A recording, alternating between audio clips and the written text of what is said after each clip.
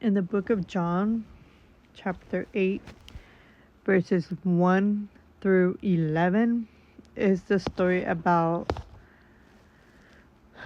the woman who got caught in the act.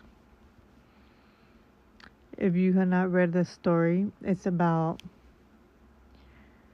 the woman who committed adultery.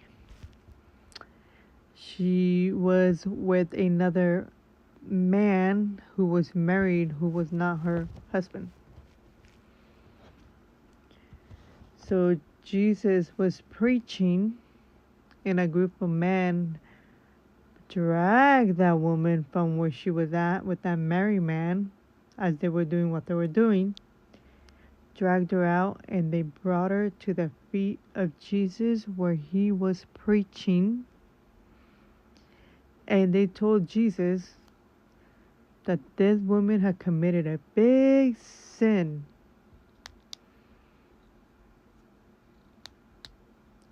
So is Jesus standing there, and this is happening in front of a big, huge crowd, where Jesus is already preaching, and then all those men that came to bring this woman in front of Jesus. So she's on the ground, right? And Jesus is not saying much. But at the same time, these men were testing Jesus to see what he would do or what he would say, to see if he would let her get away with committing adultery. Adultery is when you are with a married person who is not your spouse, doing things that you shouldn't be doing. It's a big sin. And fornication, just to throw that out there, is when you have a relationship with a person who you're not married to. When you do things with someone who you're not married with. You guys know what I mean. So, this is John chapter 8, verses 1 through 11, but I'm going to read verse 7.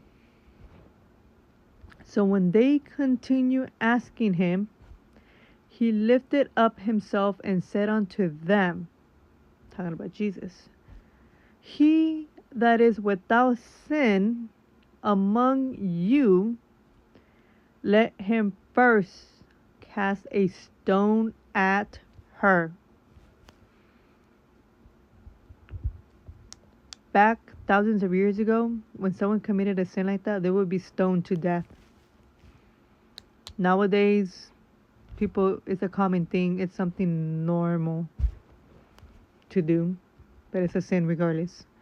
But back in those days, thousands of years ago, you would be stoned to death if you were caught doing such a sin as this one.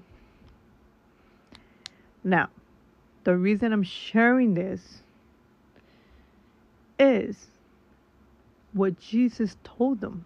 He said, he that is without sin among you, let him first cast a stone at her. What does he mean by that? He is telling the man who brought this woman to his feet that, okay, I know you guys want to stone her to death because she deserves it, because that's what you guys do. But if none of you who brought this woman to my feet do not have sin in their life, go ahead and stone her. Throw the first stone at her. And let me tell you what happened after that. One by one started dropping the stone they had in their hand, because everybody had a rock in their hand. And don't think it was a small one either. I'm so sure they didn't grab the smallest one. I'm sure they had the biggest one that they can find that will fit in their hand to stone her to death. They were ready. So one by one dropped the rock oldest to youngest, because Jesus brought it to their remembrance, every sin that they committed in their life. Sins how they mistreated their wives, every sin that they've committed in their life and that they were committed that day or earlier that day, God brought it to their conscience and reminded them. He didn't tell them verbally. God brought it to their conscience, to the mind, and reminded them of everything they've done and everything that they were doing already. Hidden sin. Sin that people don't see or don't think people see. God brought it to their remembrance. They were convicted. And they dropped those stones to the ground, and one by one left. They went home. Now, if you ask me, did anyone throw a stone at her? Nope. They all left. At the end, it was just Jesus and that woman right there where they were standing. And Jesus told the woman, "Where are the people who accuse you?" And she said, "Nowhere," because they all left. And Jesus said, "I forgive you. Go on and sin no more." Jesus told her, "I know what you did. You did it. I know you did it. You committed a sin. But I forgive you. Don't do it again." And she left. So the reason I'm sharing this is because it's very important in this passage here. God is telling us that all of us are sinners. We all sin, even if it's with the mind. Just with our mind, we commit sin by judging, criticizing people. We're already committing a sin. That's why we are to be repenting daily, every day. So Jesus is telling us we all have struggles, flaws, sins that we're doing, bad habits. So we shouldn't be judging others. We shouldn't be pointing fingers at others.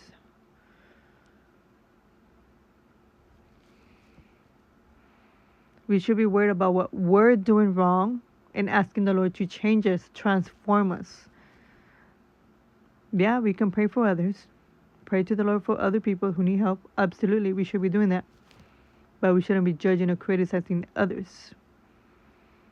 Because we all fall short of the glory of God, like it says in Romans 3:23.